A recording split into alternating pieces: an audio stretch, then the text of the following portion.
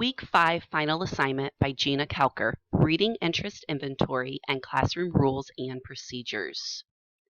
Reading Interest Inventory. Student engagement is an important aspect for effective teaching. Reading interest inventories are used as a means for teachers to learn more about their students' likes and dislikes, and they help the teacher to gain students' attention by incorporating their interest into curriculum-based lessons.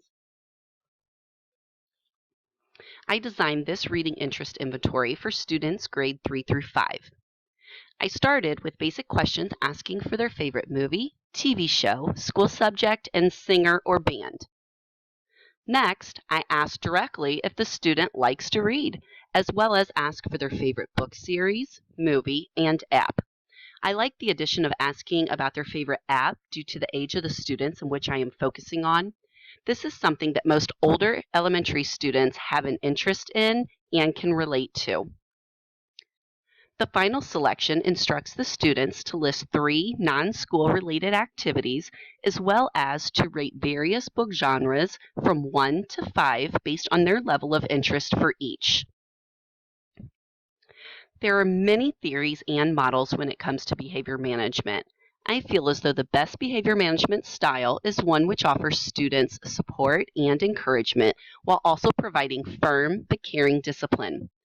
The models which I most relate to are assertive discipline, Ginat's model, and Kunin's model.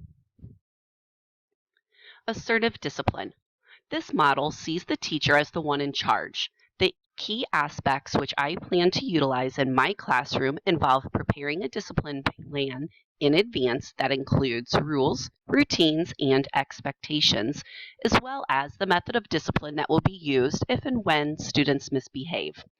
The discipline will include both positive and negative consequences. The key aspects of Ginat's model, which I relate to, state that teachers can help to improve student behavior by modeling self-discipline and by treating students with understanding, kindness, and respect, and that students can learn to be responsible and autonomous. I feel as educators, it is a great responsibility for us to teach our children how to be responsible for themselves and their own actions, as well as how to function on their own. These are lifelong skills that they will need. Kunin's model suggests several key concepts to be used for effective behavior management. Withitness is the awareness of what is going on in the classroom. This reminds me of the student, actually the teacher, who claims to have eyes on the back of her head. Momentum is the use of efficient transitions. There's a great deal of time that is wasted in the classroom each day on transition time alone. I plan to have well-developed procedures for transition time for my future classroom in an attempt to be as efficient as possible. Rules for my future classroom. Do not talk when the teacher is talking. Follow instructions the first time they are given. Eyes and ears signal. This is where I will say eyes and ears, and the students will know that they are to repeat the phrase and then wait for my instructions. Respect others' property and space. Be kind to others. Use self-control and make wise choices, and ask for help when you need it, and also worry about you, not those around you.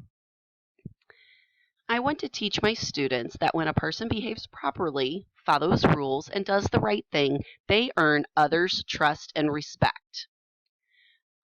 So positive consequences for proper behavior in my classroom would be that they would earn my trust. When the student follows the rules, it shows me that they have self-control and they are able to be trusted. Students who I am able to trust are the ones that I will give responsibilities to, such as making office deliveries, serving as a bathroom monitor, allowing them to go to the library unaccompanied, and being a helper for guest teachers in my absence. They may also receive special treats and additional privileges. They would avoid negative consequences, and it would also make both their parents and their teacher happy. Negative consequences. Negative consequences would really depend on the situation.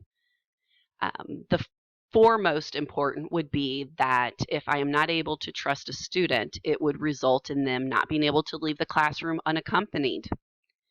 Some of the negative consequences that I have seen utilized in the school in which I work include loss of time at recess and being sent to the think station or think room, which is located in the office and almost always results in a phone call being made to a parent.